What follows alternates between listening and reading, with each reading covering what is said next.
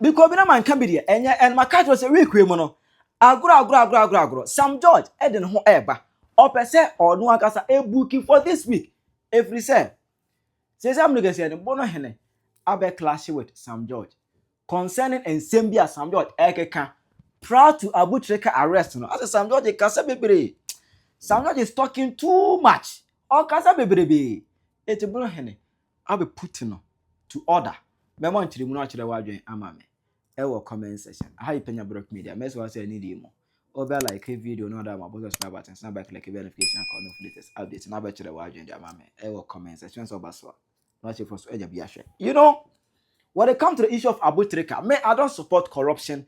I don't support anything that leads to cybercrime. I support it.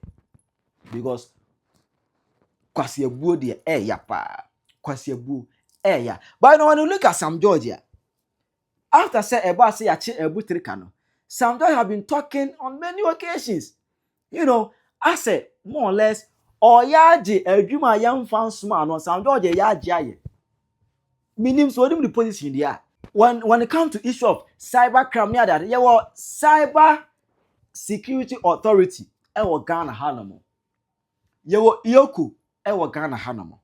You were NIB, Ghana Hanamo. You were NACOC, Ghana Hanamo. Yes, in fact, there were many security agencies in Ghana here. Are only dealing with anything crime, only taking charge of everything. Omu Ghana ha. But Sam George, as Minister for Information and Communication, were Janet Juma to Honomo, and as will be a Juma, and watch your boss on the office will be a Juma demano.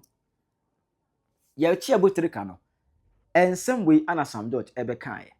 You realize that just yesterday, one of my agencies, the Cybersecurity Authority, picked up an individual who is supposed to be successful. There's no peace with that kind of success. And there are 3 more we're picking up in the next few days.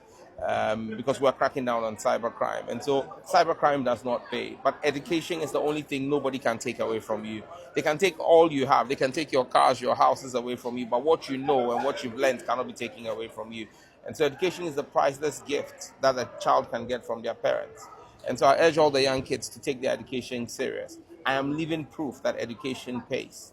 You understand me? And so our teachers, like I pointed out to them, I urge them to be patient with the kids. Today's children live in a difficult world. The distractions of the internet and technology is enough to take them away from the classroom. And so we need to give them, we have to be patient enough to give the children the impetus to stay in the classroom. And you know, Sanya Tiran say education. How many jobs have you created when you assume office as Minister for Information? And you know one funny thing. Sam George abra na owo position. Anyam ya adum omo rene power. You got Sam George question during vetting. Say, aside Wajuma as parliamentarian, do you do any other work to support your life? Or can I say there be? Anyway, I say then aside say money salary as MP near the adeno. What are your source of income? Your other source of income? So I take I say the year and now share with us the period you became a member of parliament. You were not doing any other business.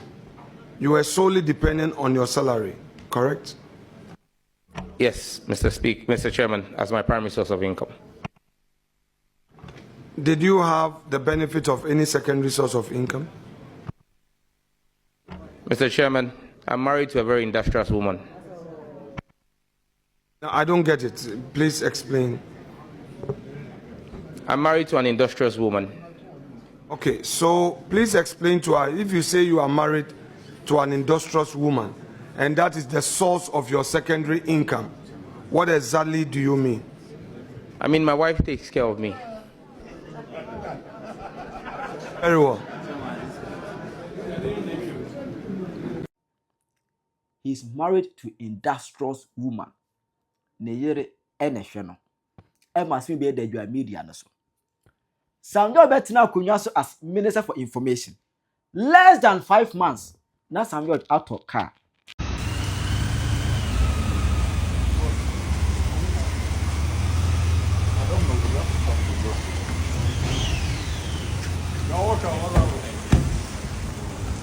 brand new car, over $400,000 within 5 months.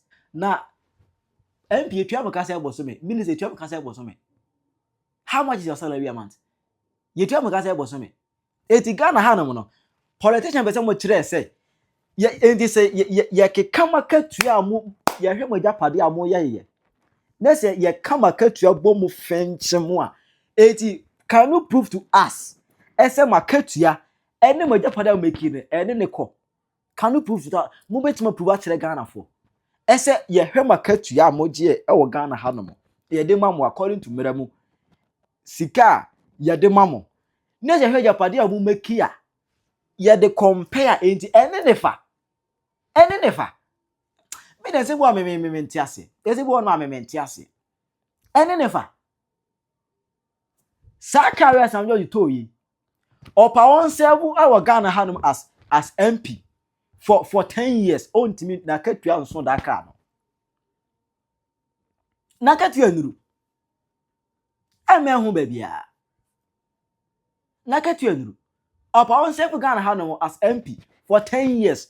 Car na Sam George aton that S class no $450,000 car no na katua 10 years you come going to me to that car but within 5 months or that car anymore like oh Debbie Elsia na Sam George kasa bebre o kasa too much o kasa dodo waje adwuma na boso waje adwuma eno ana Bonohene abe clash with Sam George you obi a wo ka sam na o ya de a ya na to da bi a memfa ni serious.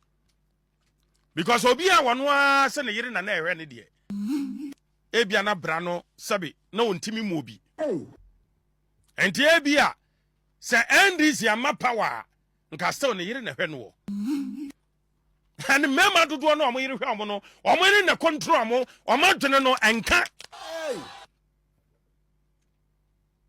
Ghana ufa mema du na sabe sa du no omo yire mu na hwe omo anwotwe omo dwene nka because obani ne control no wabesho wabedio wabeko wabebawo wabani control no na wanya Ghana mabunu ama aban papa betena akonwa so I employ mabunu no some mabunu no nya adwuma because omo na ye abusua sebofo. I ask you to be citizens abusua pem ane mabunu no a MPP aban efo makonwa mu so monko na monko ye adwuma bram pipi aban no te akonwa so etumpan NDC aban baya under John Dramani Mahama under NDC sepria ban man nwene mabuni ho man pam mabuni nyina monko fie ya pam o so monko fie yewra Mahama mabuni school no monko yo Bebrawe University o motifie MPP aban employer o mo so mbenya adwuma ye omun sabe koma no na omabusu nya bibie di omumanya bibie di omanya bibi ba bi di omutiato basic necessities in life send panbenya atare ahye ba bi a wobeda wobenya bibie di wo ye minister no wo sika hia ne bio ne ka na da hodo pressure bi ama so bio because wo di obedi wo adwuma wo ye wo atade papa bi a sabe nipa ehye atade akonipa mu a wobetimi ahye bi and enti sa MPP abambaya na MPP nyansam emaburu tifie ebiawie university ebiawie achechera fontete ya bia nurse fontete ya bia ma yemfa wo mo na ndisi aba afinie wa pam nkra be 4,000 man nkra ni tifie omunya adwuma nya na wo ka say education ene beboa nkra no a ege na wo kira kra no yewra Mahama we are mama who fear practical work na me no ye no. I speak to the ordinary Ghanaian. One word aduane na one no oba come de no oso ma oba bi ni. We are mama boni aduane kwa wasia hwie agu. Enso come e do oba. Na oba ne kwa bonten na okobo kro no a. Ye paya wi a wo se me ba ni mo fa ne nkọ. Hey, President Mahama. I'm not saying that we'll be here bonia, Miamra Jumao. But I yes, Sam George, Najumano. The Canada Hodo. One in Papa, one country and paying John Dramani Mama, some Mabunu or Baya, no Maria University, akyerɛkyerɛfoɔ ntete bia nursefoɔ ntete bia wɔpam a mo yɛyɛayɛ ma mo kɔtera fie no wɔmfa mo adwuma mu ne ka na da hɔ no ɔfa mo adwuma mu a cybercrime ne ho ahwan ɛso bɛte na aberanteɛ no te fie ɛkɔm de no duabɛyɛ ne ho wɔntumi nya ne ho rent wɔntumi ntua sabe wanyini ebia wɔyere ne mma mmienu mmiɛnsa wɔntumi nhwɛ ɔmo wapam no na bible koraa ka common sense bible read the bible wɔse ɛnsa a ɛnyɛ adwuma no boronsam wɔbɔ no paa sɛ ɛnsa wɔ hɔ na nsa no nyɛ adwuma a boronsam bɔ nsa no paa aboa ne yɛfrɛ no wɔka ne birɛ so ne ka na da hɔ no na wɔn pa ne sɛ wɔbɛkɔ internet so na wɔakɔ frɔde a na wɔakɔbɔ korɔ no wɔ internet so ɛnyɛ obi apɛ no no ana papa dia na ɔka no kunu sei ɛnyɛ part of Ghanaians me need time to waste wɔbi a wɔyɛ Ghanaian typical Ghanaian ɛnyɛ ne pa ne sɛ wɔkɔ no wɔakɔbɔ korɔ no na ɔno nkoa ne di aba abɔnten ɛde asɛm ho a ante adoa ba na akɔbɔ korɔ ni obi ampɛ ne saa by situation a mode Ghana for nam mu no ahotena ba Ghana mabunu no so ne ka na da hɔ no afiri ɔmo nkakra ɔmunya adwuma yɛyɛ bɔdwobɔdwo obɛnya no 1 cedi ne 2 cedis bi ne 3 cedis bi na ɔde ɛtɔ dɔkono baako adi no ɔno kora dɔkono bo akɔ 7 Ghana cedis wɔntimi ntɔ wapam na adwuma mu what do you expect na deɛ Sam George kan yɛ kora yɛ mahine sɛ education ne yɛ wokɔ school di a wo ho bɛtɔw wobɛnya adwuma ayɛ bisa ne sɛ nipa dodoɔ san ɛna akɔ school awie university wɔ Ghana ɔmo yɛ employed if it is foolishness it is foolishness and yet them did you yɛntie Sam George ne bra nkɔmɔ You realize that just yesterday, one of my agencies, the Cybersecurity Authority, picked up an individual who is supposed to be successful. There's no peace with that kind of success. And there are 3 more we're picking up in the next few days because we're cracking down on cybercrime. And so cybercrime does not pay. But education is the only thing nobody can take away from you. They can take all you have. They can take your cars, your houses away from you. But what you know and what you've learned cannot be taken away from you. And so education is the priceless gift that a child can get from their parents. Just yesterday, one of my agencies, the Cybersecurity Authority, picked up an individual who is supposed to be successful. There's no peace with that kind of success. And there are 3 more we're picking up in the next few days because we're cracking down on cybercrime. And so cybercrime does not pay. But education is the only thing nobody can take away from you. They can take all you have. They can take your car, not pay. But education is the only thing nobody can take away from you. They can take all you have. They can take your cars, your houses away from you. But what you know and what you've learned cannot be taken away from you. Brother Kwabaya, I hope you hear me. Sir, a woman sua your friend education potokasam and here wo my Ghana will be breathing fifred in a back school, manibavia school. Kantra mampanyi John Dramani mama ne NDC abambone say yam play mabnu no munya dwuma ye. I think on this point he has misbehaved because I want me to say want me to resign. Sir, education is the key. Nimdiana wo team no uwa obi ntimi ntwu nimdiam fru team. Fantastic submission by all standard. But what the year Juma? One by the year Juma. Yaman Pain John Dramani Mahama, what the year Juma na. When him dear walking. And I know about power. We let jaw her and tell what who say Yansay. And my young Yachimo Krumha. And my brother was saying. And on my school, or my Juma ye. Now the air for Madmukrano, and this about by one Pomomunina. and papa dia no ka no kunu sei and the panel Costco akwajidan. Na Sam George na Juma. Na Juma no so about Ghana for America for. Na Juma no. They said you are national security coordinator. and no na me dwen ho a menti ase no. And oh you ko boss. Say said you about Ghana for. Say anya o Ade ama America for. say anya Said the nam tamakro. Mun ko tinim free UK mra. ne ka na da ho no.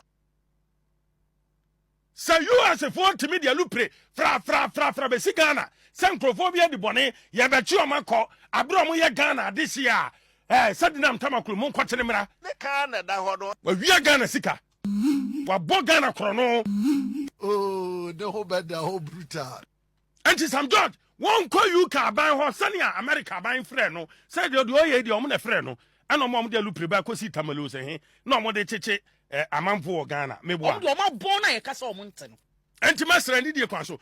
Fra UK aban ka kire ni se ye sika bi akodi maami bi ho sadi nam tamakulu ho wo mo krom ho ye hia no mo nche no mo so mo nche ne mra ne ka na da ho no are we serious as a country Wait. iti tambia be kwaso ayankoa na tambia be kwaso atra jimi mu sabe Wash.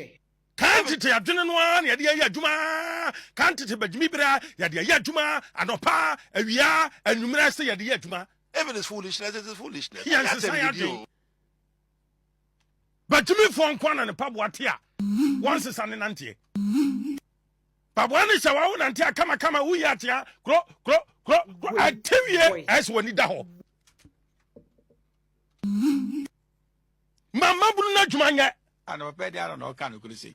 what's the 3 shifts? Ne ka na da ho no A Jumabako, and Mabunumi and Son of Baya Jumano. Oh, by a Sadia and the crown can be refi. And this is for no yari. A referee. A yari. Omo de omo bon na ye kasa omo nten. A referee akraba a yari. And this is for no yari. I say, I'm not doing. Omo de omo bon na ye kasa omo nten. Because so by a Babunu no man, a Jumanya. Babunu Tifie. Social contractor. One Babunu ko mo de koto abama wono. Sabi untimi ni so. Wash. Because ya koto aba manifesto ne promises no a social contract. ne ka na da ho Koto no kasam sane ye ka no. Eye de wa ka kire nipa ne say ye e ma me to abama me. Na nyame ya dom na betena kunwa so a mesoma ye A B C D e de ama wo. Wo betena kunwa so A wa hia minhu. B wa hia minhu. 107.3 C wa hia minhu.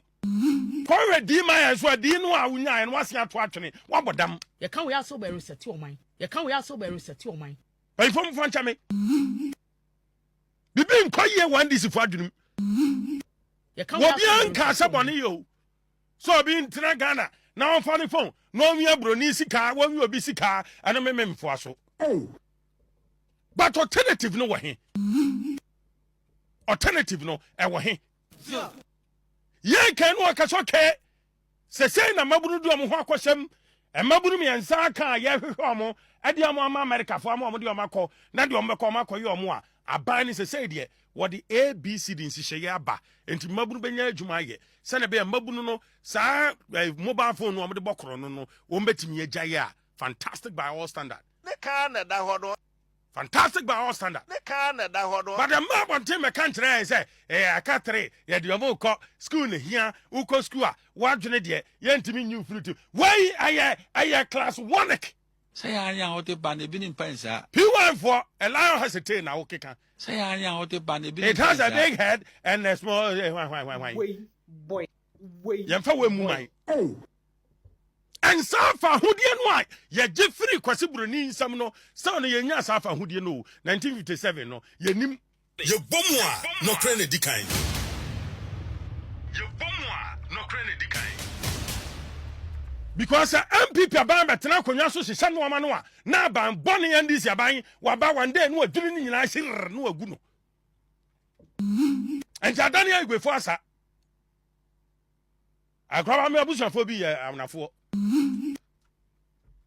yakuya ni ba ko ni abe ya chimienu yakuya ni ba ko ni abe ya chimienu ba bi agina ni agina ni dada ye ho yes Chira wadwe mame e wo comment section. Hi Penyah Block Media. Accra. We wish you a Merry Christmas. We wish you a Merry Christmas. We wish you a Merry Christmas and a Happy New Year. Merry Christmas!